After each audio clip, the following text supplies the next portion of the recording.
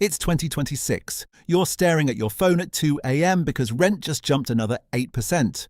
Your checking account reads $317 until payday. And that voice in your head, the one that's been fed a decade of passive income reels, finally whispers the uncomfortable truth. This is what financial freedom actually feels like for most people. Not broke, not rich, just quietly underwater. One flat tire, one surprise medical bill, or one layoff notice away from the same panic everyone else is pretending they've escaped. They told you the dream was simple. Hustle, save, invest, repeat. Compound interest would do the rest. Retire at 40, travel, sleep in. But here we are, 3 months into the year, and the math is laughing in our faces. Right now, the headlines say the economy is fine. Global growth humming at 3.3%. US inflation cooling to roughly 2.7%. Unemployment steady around 4.6%. Interest rates not crashing, not exploding. On paper, it looks stable. Until you open your own spreadsheet. Your grocery bill crept up again. Health insurance feels like a second mortgage. And that recession-proof job? AI is already chewing through the repetitive parts. Code reviews, customer support scripts, even the creative briefs that used to pay extra. The side hustle that replaced your old overtime. It's drying up because everyone else is doing the exact same thing. The personal savings rate sits at about 4.4%. Median emergency fund, $600. That's it. Enough for 2 tanks of gas and a sad grocery run. Nearly 40% of people can't cover a $1,000 surprise without borrowing. This isn't laziness. This is the quiet arithmetic of 2026, catching up to the promises of 2016. So let's walk through how the system is supposed to work. The version they don't put in the thumbnails. Financial freedom is brutally simple on the surface. Your money generates more than your monthly burn without you clocking in. Rent covered by dividends, groceries by rental income, the occasional vacation by index fund growth. No boss, no alarm, just choice.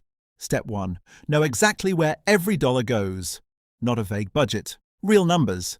Most people guess and wonder why they're always short. Step 2. Build the moat. 3 to 6 months of expenses in cash, not investments. Cash. Because markets don't care that your transmission just died on a Tuesday. Step 3. Kill the expensive debt. Credit cards at 20+% interest to financial quicksand. Pay them off before you touch anything else. Step 4. Invest the gap. Low-cost index funds tracking the broad market. Historically, that's meant 7 to 10% long-term after inflation. Automate it so you never see the money and never talk yourself out of it. Step 5. Live on less than you make. Not beans and rice frugal, but honest. Cut the waste, keep the things that actually matter. Then the magic. Time plus compounding. That's the entire playbook. Except here's where the hidden mechanics kick in and the dream starts to crack. Take the famous 4% rule everyone quotes. Save 25 times your annual expenses and you can withdraw 4% a year, adjusted for inflation, and the money should last 30 years. Sounds clean. Your lifestyle costs $48,000 a year. Rent, food, transport, basics, nothing fancy. Freedom number, $1.2 million. But inflation isn't 0%. It's 2.7% this year and could push higher with tariffs and supply squeezes. Latest research from Morningstar puts the truly safe starting withdrawal closer to 3.9% for new retirees. If you're aiming for early freedom, say 40 years instead of 30, you probably need to plan for even less. Suddenly, $1.2 million becomes $1.5 million or more. Now the timeline. Median household income around $75,000. After taxes in real life, you're lucky to stash 15%, about $11,000 a year if you're disciplined. At 7% average returns, it still takes 25+ years to hit that number, not the quit at 35 fantasy the influencers sell. And markets don't move in straight lines. One bad stretch, 2022-style 20% drop, and your timeline stretches another 5 years. Tariffs, AI disruption, policy whiplash, all of it can rewrite the returns overnight. The irony is brutal. The people preaching live on nothing and retire early are often still working sponsorship deals or quietly adjusting their goals. One study after another shows most who chase extreme fire either burn out or quietly go back to traditional work. The hustle looks heroic on camera. In real life, it's exhausting and fragile. Meanwhile, the broader risks are stacking up. Longevity, people routinely living into their 90s, means your portfolio has to survive twice as long as the old models assumed. Healthcare costs that keep rising faster than wages. A single market correction in an election year, or a climate-driven insurance spike. Even stable jobs aren't. AI isn't coming for every role, but it's already thinning the middle. So the hype says freedom is a number in your brokerage account. The reality is it's a moat against uncertainty, and most people are still standing in the flood zone with a $600 sandbag. But here's the part they never say out loud. You don't need perfection. You need realistic habits that actually stick in 2026. Start by automating the boring stuff. Set up auto transfers the day you get paid. 15 to 20% straight into investments before lifestyle inflation can touch it. Make it invisible.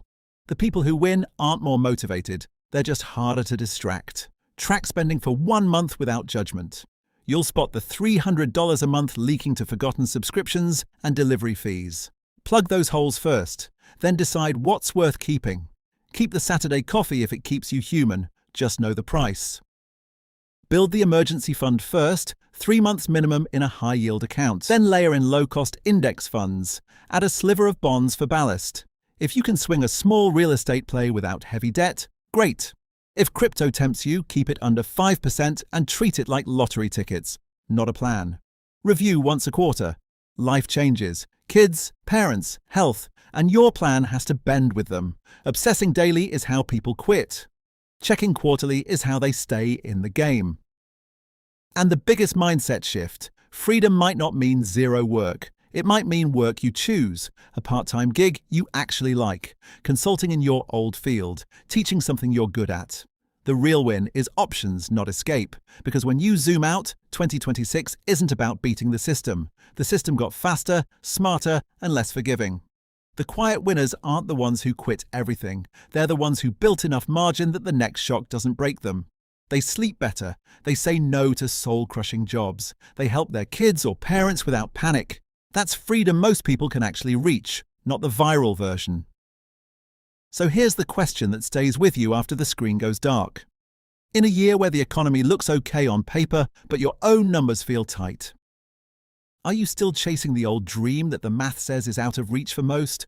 Or are you building the quieter, tougher version that actually survives contact with real life?